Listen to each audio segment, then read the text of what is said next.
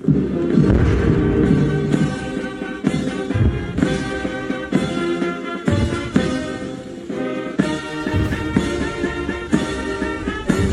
संपूर्ण भारत में 75वां गणतंत्र दिवस मनाया जा रहा है। यह दिवस हमारे देश के सबसे महत्वपूर्ण राष्ट्रीय समारोह में से एक है। इस समय नागरिकों में एक विशेष उत्साह और देशभक्ति की भावना देखने को मिलती है। आज के दिन बड़ी संख्या में लोग राजपथ पर परेड देखने के लिए पहुंचते हैं। परेड का शुभारंभ रायसीना हिल से होता है, जिसके बाद परेड राजपथ, इंडिया गेट से गुजरती हुई लाल किले तक जाती है। लेकिन आखिरकार 26 जनवरी को ही गणतंत्र दिवस के रूप में क्यों चुना गया है? क्यों 2 महीने देरी के बाद भारतीय संविधान लागू किया गया था? गणतंत्र दिवस के दिन राष्ट्रीय ध्वज कौन फहराता है? झंडा फहराने का तरीका 15 अगस्त के ध्वजारोहण से कितना अलग होता है? आइए आज जानते हैं इन सभी सवालों से संबंधित जवाब। गणतंत्र दिवस 26 जनवरी के दिन इसलिए मनाया जाता है क्योंकि इस दिन 26 जनवरी 1950 को भारत का संविधान लागू हुआ था। इससे पूर्व भारत को पूर्ण रूप से स्वतंत्र नहीं माना जाता था, क्योंकि भारत में अंग्रेजों का बनाया कानून चलता था। साथ ही वर्ष 1930 में इसी दिन भारतीय राष्ट्रीय कांग्रेस ने भारत को पूर्ण स्वराज घोषित किया था।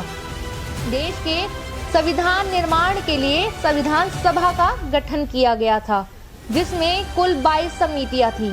इन समितियों में प्रारूप समिति सबसे प्रमुख थी, जिसका कार्य संपूर्ण संविधान का निर्माण करना था। प्रारूप समिति के अध्यक्ष डॉक्टर भीमराव अंबेडकर थे।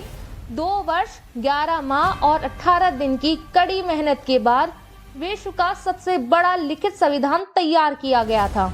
डॉक्टर अंबेडकर द्वारा 26 नवंबर 1949 को संविधान सभा के अध्यक्ष डॉक्टर राजेंद्र प्रसाद को भारतीय संविधान सौंप दिया गया, लेकिन इसे लागू करने के लिए जो 2 महीने की देरी की गई थी, उसको लेकर तर्क दिया जाता है कि 26 जनवरी के पूर्ण स्वराज के ऐलान के महत्व को कायम रखने के लिए संविधान को 2 महीने बाद लागू किया गया।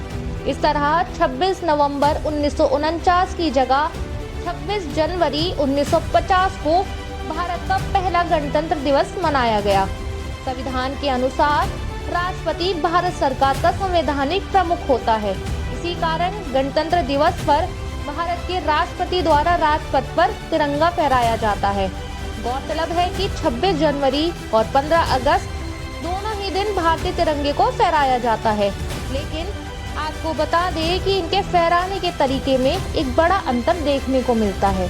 15 अगस्त को जहां ध्वजारोहण किया जाता है, वहीं 26 जनवरी के दिन झंडा फहराया जाता है, जिनकी प्रक्रिया भी अलग अलग होती हैं। जहां 15 अगस्त के दिन तिरंगे को ऊपर की ओर खींचा जाता है और उसके बाद फहराया जाता है। यह प्रक्रिया ध्वजारोहण कहलाती है। वहीं गणतंत्र दिवस में राष्ट्रीय ध्वज ऊपर से बंधा रहता है, उसे केवल फहराया जाता है। ये प्रक्रिया झंडा फहराना कहलाती है। इसी के साथ आप सभी को 75वें गणतंत्र दिवस की हार्दिक शुभकामनाएं।